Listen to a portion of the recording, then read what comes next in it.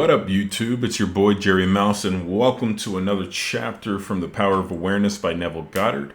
Today, we are talking about persistence. Now, this is one of the most difficult things about the law of assumption. There's a lot of debates out here in the world. Should you let go of your desire? Should you let go of the past? What should you do? What should you do? After all, in the last chapter, we found out that we can't actually do anything except for choose the state of the wish fulfilled. We have the freedom to choose. That's the only will that we have. And then the chapter before that, we talked about the idea that a longing desire, a burning desire with the intention of making good is the wellspring of action. Well, if that's the wellspring of action, and I have no free will to do anything other than choose the state of consciousness I want to be in, what can I do? There has to be something to do, right? Well, there is only one thing you can do, and that's what we're going to get into in this chapter about persistence. Now, we'll of course get back into wrapping it up towards the end of the once we've read through the book. But for now, again, what I want you to do, if you're listening to this, wanting something, desiring something, I want you right now to recognize you already are it. You already have it. You have had it. You will continue to have it until you realize it in the physical world.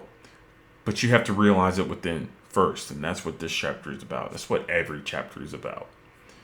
But understand this concept of persistence, and that should help clarify what, if anything, you can do to make it come to pass. Now, without further ado, The Power of Awareness by Neville Goddard, Chapter 22, Persistence. And he said unto them, Which of you shall have a friend, and shall go unto him at midnight, and say unto him, Friend, lend me 3 loaves, for a friend of mine is in his journey, is come to me, and I have nothing to set before him. And he from within shall answer and say, Trouble me not, the door is now shut, and my children are with me in bed. I cannot rise and give thee. I say unto you, though he will not rise and give him, because he is his friend, yet because of his importunity he will rise and give him as many as he needeth. And I say unto you, Ask, and it shall be given. Seek, and you shall find. Knock, and it shall be opened unto you. Luke 11:5-9. There are 3 principal characters in this quotation: you and the 2 friends mentioned. The first friend is a desired state of consciousness. The second friend is a desire seeking fulfillment. 3 is a symbol of wholeness, completion. Loaves symbolize substance. The shut door symbolizes the senses which separate the seen from the unseen. Children in bed means ideas that are dormant. Inability to rise means a desired state of consciousness cannot rise to you. You must rise to it. Importunity means demanding persistency, a kind of brazen impudence. Ask, seek, and knock mean assuming the consciousness of already having what you desire. Thus, the scriptures tell you that you must persist in rising to the consciousness of your wish already being fulfilled.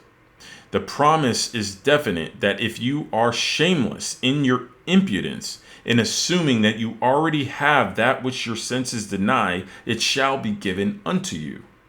your desire shall be attained.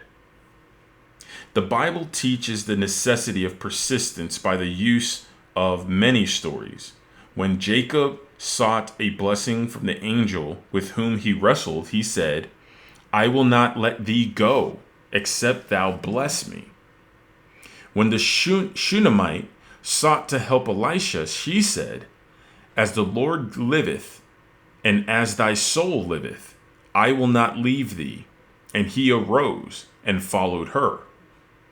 The same idea is expressed in another passage. And he spake a parable unto them, that men ought always to pray, and not to faint, saying, There was a city, a judge, which feared not God, neither regarded man, and there was a widow in that city. And she came unto him, saying, Avenge me of mine adversary. And he would not for a while, but afterward he said within himself, Though I fear not God, nor regard man, yet because the widow troubleth me, I will avenge her, lest she weary me by her continual coming. Luke 18, 1-5. The basic truth underlying each of these stories is that desire springs from the awareness of ultimate attainment, and the persistence in maintaining the consciousness of the desire already being fulfilled results in its fulfillment. It is not enough to feel yourself into the state of the answered prayer. You must persist in the state. That is the reason for the injunction. Man ought always to pray and not to faint. Here, to pray means to give thanks for already having what you desire. Only persistency in the assumption of the wish fulfilled can cause those subtle changes in your mind which result in desired change in your life. It matters not whether they be angels, Elisha, or reluctant judges. All must respond in harmony with your persistent assumption. When it appears that people other than yourself in your world do not act towards you as you would like, it is not due to reluctance on their part, but a lack of persistence in your assumption of your life already being as you want it to be. Your assumption to be effective cannot be a single isolated act. It must be a maintained attitude of the wish fulfilled. And that maintained attitude that gets you there so that you think from your wish fulfilled instead of thinking about your wish is aided by assuming the feeling of the wish fulfilled frequently. It is the frequency, not the length of time, that makes it natural. That to which you constantly return constitutes your truest self. Frequent occupancy of the feeling of the wish fulfilled is the secret of success. That was chapter 22, Persistence, from the Power of Awareness. Now, this whole chapter is about one thing and one thing only: persistence, like we just said. But what does it mean to persist? It means to return to that consciousness more often than not. It means to experience that state more often than not. It is to repeat that consciousness in your mind's eye more often than not. No matter what is going on in the external world, you got unexpected bills. Your ex doesn't want to have anything to do with you. The doctor gave you a diagnosis. And you keep persisting in that 3D fact.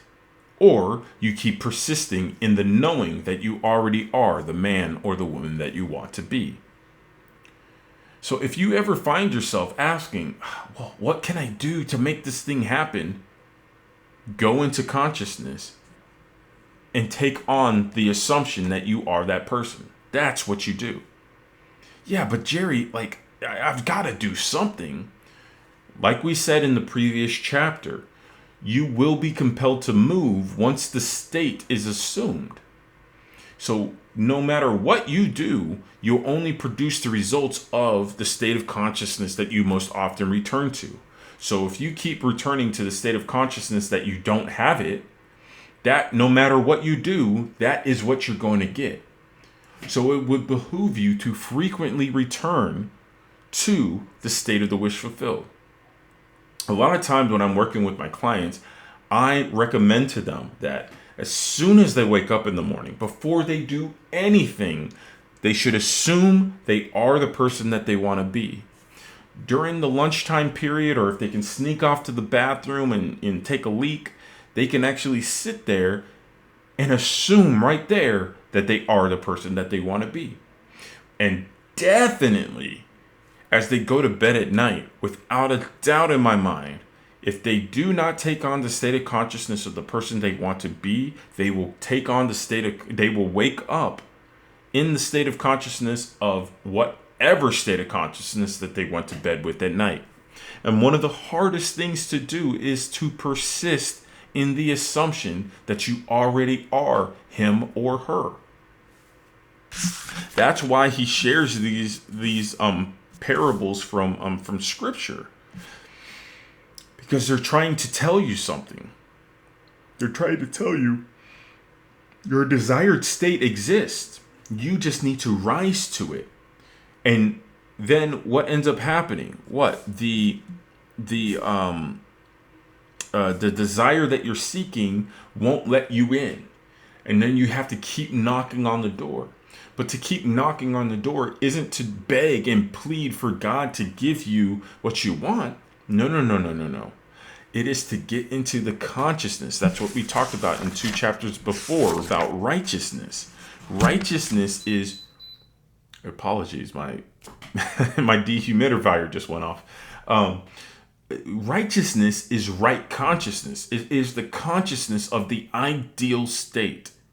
And you must return there, because you know, if you're listening to this and you're honest with yourself, you know that you haven't been in that state of consciousness. If you were to ask yourself, what state of consciousness were you in majority of this day? Could you honestly answer and say, I was in the state of the wish fulfilled? I promise you probably weren't. Maybe you were. Maybe you've been. Actually, I could be wrong. Perhaps as you've been trailing along and reading each of these chapters with me, perhaps you have been persisting in that state. And if you have been, you're doing a good job. And that's great. And you'll see the outpicturing of the world. I could share so many stories with you guys of how I've persisted in certain states and how they've come to pass. I also know that it's really about accepting a state of consciousness. To persist in a state, it might only take you 5 seconds. For others, it might take a month and a half for them to actually take on the tones of reality and for them to recognize that they are that person. I'm not sure, but only you will, KNOW, only you will know if you're in that state or not. Me as a coach, I come in to help guide you towards that state of consciousness, and find out reasons why you're not in that state of consciousness. But I can tell you right now, the very fact that you have the desire tells me that you are it. There is nothing you need to do except for accepting that you are it. And perhaps you need to return to that state of consciousness more often than not. It's kind of like driving a car for the first time. You've never really driven a car before. You've thought about it. You really want to do it. And then, you read about it and all this stuff. But eventually you have to go and get in the car and actually push the pedal, move the steering wheel, and hope that your teacher or your parents won't yell at you. But the more you get into that car and push that pedal and drive the steering wheel, the more comfortable you would be behind the wheel. Now, it's the same thing about the conscious use of your imagination and actually entering into the state of the wish fulfilled. You must practice being that person within yourself, not externally. Trust me, if you're trying to do it externally without changing what's going on the inside, you might get some change, but it's going to crash. It will crash because it wasn't built on the foundation of being that person. So my one thing that I want to say to you is the ultimate attainment of your goal is consistent with the state of consciousness that you are holding on to right here, right now. No ifs, no ands, no buts. I promise. That's it. So that's it. That's all. You guys are wonderful. Peace and hair grease.